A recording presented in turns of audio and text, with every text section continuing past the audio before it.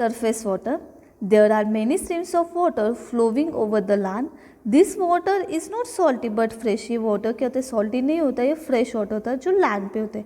These streams of water may be rills. Rills are the smallest. Rills क्या होती है, सबसे smallest होती है, छोटी. And river the biggest, और river सबसे क्या होती है, biggest. Rills, brooks, streams join each other to form a river. जो छोटे छोटे झरने होते हैं वो सब मिलके क्या बनती है, वहाँ पे रिवर बनती. And river we join to make a bigger river. और छोटी छोटी रिवर मिलके क्या बनती, बिगर रिवर बनती.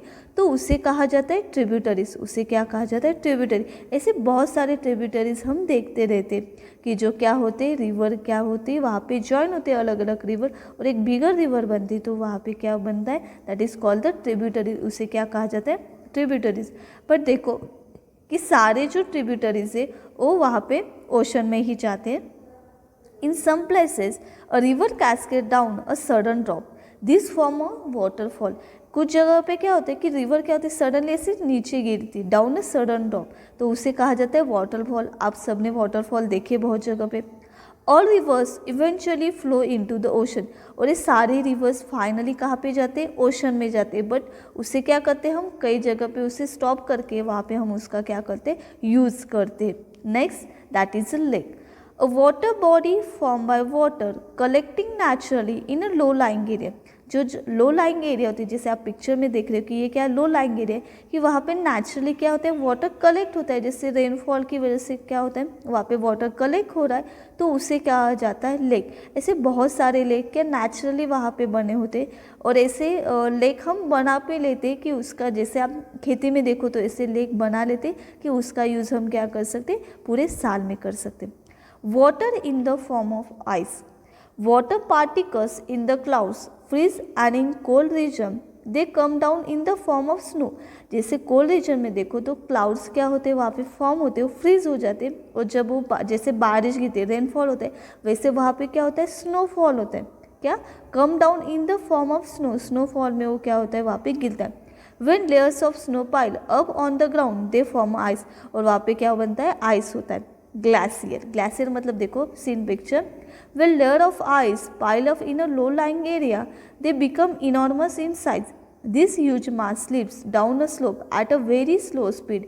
This is called the glacier. Glacier मतलब एक क्या होता है, वहाँ पे पूरी तरह से आइस फॉर्म हो जाते हैं और धीरे धीरे ये आइस क्या होता है, धीरे धीरे स्लो स्पीड से वो क्या करता है, वहाँ पे नीचे नीचे गिरता है. उसे क्या कहा जाता है, ग्लेशियर. और ये ग्लेशियर कहाँ पे फॉर्म होता है, in a low lying area. Low lying area में फॉर्म होता है. Next, that is icebergs. There are also huge blocks of ice floating in the sea. They are called the iceberg. ऐसे बहुत सारे सी है कि वहाँ पे आपको क्या दिखता है, huge blocks of ice float वहाँ पे होता है. तो उसे कहा जाता है आइसबर्ग्स. क्या कहा जाता है, उसे आइसबर्ग कहा जाता है कि जो क्या होता है, फ्लोट होता है. Ground water. There is a lot of water store in the underground layer of rock. जैसे रॉक होते हैं उनके अंदर भी क्या होते हैं, वहाँ पे वाटर स्टोर होता है. उसे हम क्या कहते हैं, ग्राउंड वाटर कहते हैं. जैसे अलग अलग जगह पे आपको ऐसे ग्राउंड वाटर वहाँ पे दिखता है. Next, that is a wells. Wells we reach the ground water by means of dug wells and borewell. जैसे ग्राउंड वाटर है और उसे हमें बाहर निकालना है तो हम क्या करते हैं, वहाँ पे डग वेल्स एंड बोरवेल्स का यूज़ करते. डग वेल्स करते मतलब कोई जगह पे हम डगिंग करते तो वेल्स फॉर्म हो जाती, और बोरवेल्स भी हम करते. जैसे घर पे हर किसी के घर में ऐसे क्या होगी, बोरवेल्स होगी. Many lakes and wells get water from the underground spring. जो बहुत सारे क्या होते हैं, लेक्स होते हैं और वेल्स होते हैं, उन्हें कहाँ से पानी मिलता है, जो अंडरग्राउंड स्प्रिंग्स होते हैं, मतलब ग्राउंड के नीचे से उनको क्या मिलते हैं, वहाँ पे वाटर मिलते. और ऐसे बहुत सारी जगह पे क्या होते हैं, जैसे हम डगिंग करें, हम कोई रिवर के पास में जाए और वहाँ से थोड़ी सी सैंड पे डगिंग करें तो नीचे से हमें क्या मिलता है, वाटर मिलता है. उसे अंडरग्राउंड वाटर कहा जाता है. उसे क्या कहा जाता है, अंडरग्राउंड वाटर. और ये क्या है, सोर्सेस ऑफ वाटर कह सकते हैं. Next, that is a hydrosphere. The water or ice that occupies the earth's surface, groundwater, and the water vapor in the atmosphere together form the earth hydrosphere. ये क्या होता है, हाइड्रोस्फीयर. इन शॉर्ट उसे कहा जाता है. Topic, that is a atmosphere. The envelope of air around the earth is called atmosphere. यहाँ पे अर्थ दिख रही पिक्चर में आपको बीच में, और उसके अराउंड एक क्या है, स्काई ब्लू कलर की एक क्या है अराउंड है, उसे क्या कहा जाता है, द एनवलप ऑफ एयर. वहाँ पे क्या है, पूरी तरह से एयर प्रेजेंट है that is called the atmosphere. That envelope is called, the envelope of air is called the atmosphere.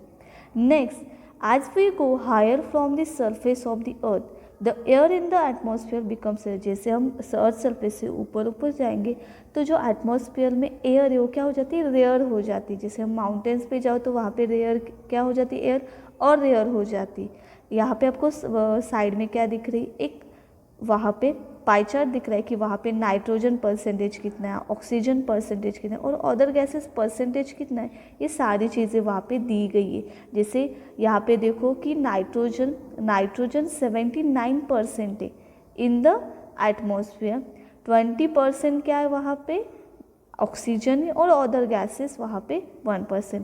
The atmosphere consist of mixture of gases. Atmosphere में अलग अलग गैसेस होते हैं जैसे nitrogen, oxygen, water vapour and carbon dioxide. ये सारे gases कहाँ पे प्रेजेंट होते हैं, इन द एटमॉस्फेयर. जैसे यहाँ पे आपको दिया गया, ऑलरेडी दिया गया है कि कौन कौन से वहाँ पे nitrogen, oxygen, water vapour and carbon dioxide is present in the atmosphere. Atmosphere में ये सारी चीज़ें प्रेजेंट होती है. There are some other gases too in the air in the very small quantity. और अलग अलग वहाँ पे क्या होते और वहाँ पे गैसेस होते कि जो क्या है एटमॉस्फेयर में present in a very small quantity.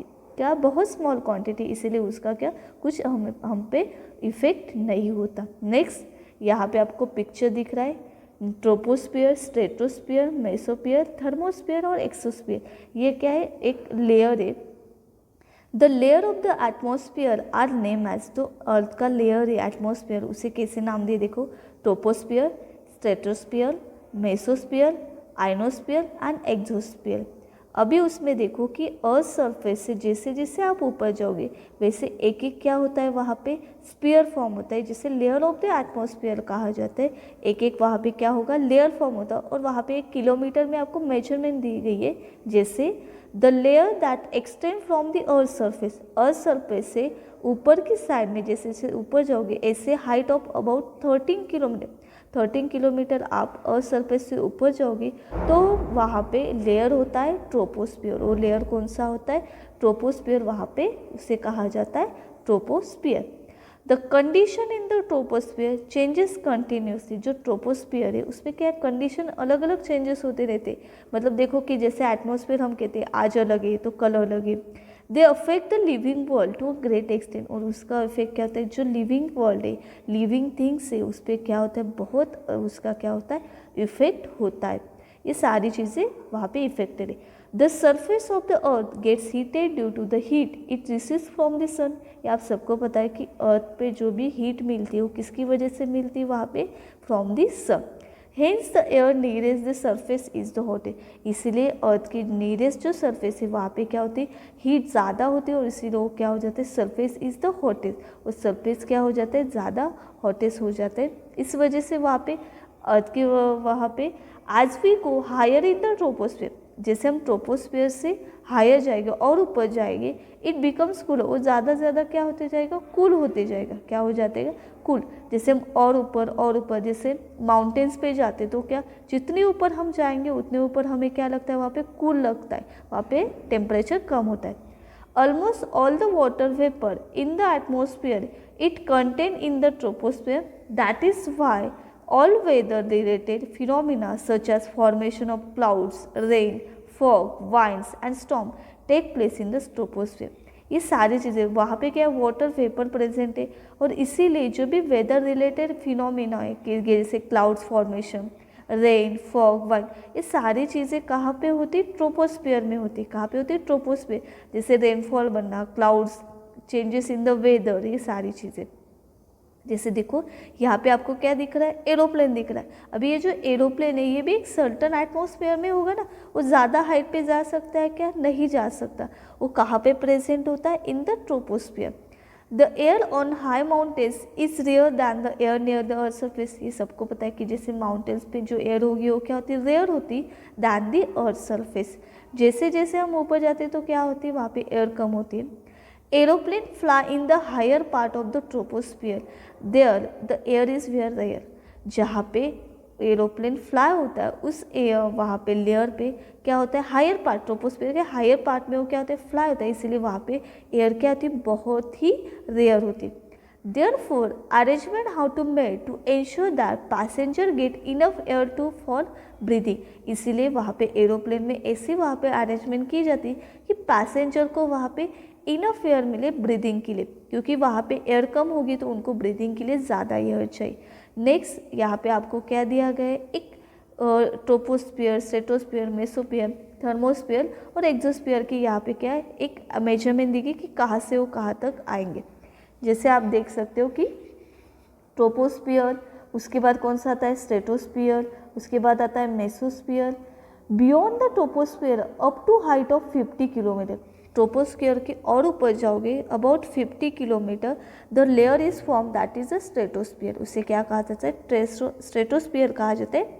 About the 50 kilo from the troposphere, troposphere के और 50 किलोमीटर आप ऊपर जाओगे, वहाँ पे क्या बनता है, क्लियर बनता है, उसे कहा जाता है स्ट्रेटोस्फियर, उसे क्या कहा जाता है, stratosphere. Now next, in the lower part of the stratosphere there is a layer of gas called ozone, आप सबने ये सुना होगा।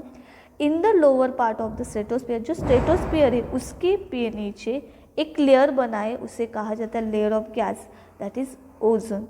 और ये ओजोन लेयर हमारे लिए बहुत यूजफुल है। Ultraviolet rays coming from the sun are harmful for living things, जो अल्ट्रावायलेट रेज है मतलब सन रेज है, जो हमारे लिए डायरेक्ट हमारे ऊपर आए तो वो क्या होगा, बहुत ही हार्मफुल होगा ना। तो इसके लिए जो ओजोन लेयर है, ओजोन लेयर हमें क्या करता है, वहाँ पे प्रोटेक्ट करता है फ्रॉम दी अल्ट्रावायलेट रेज।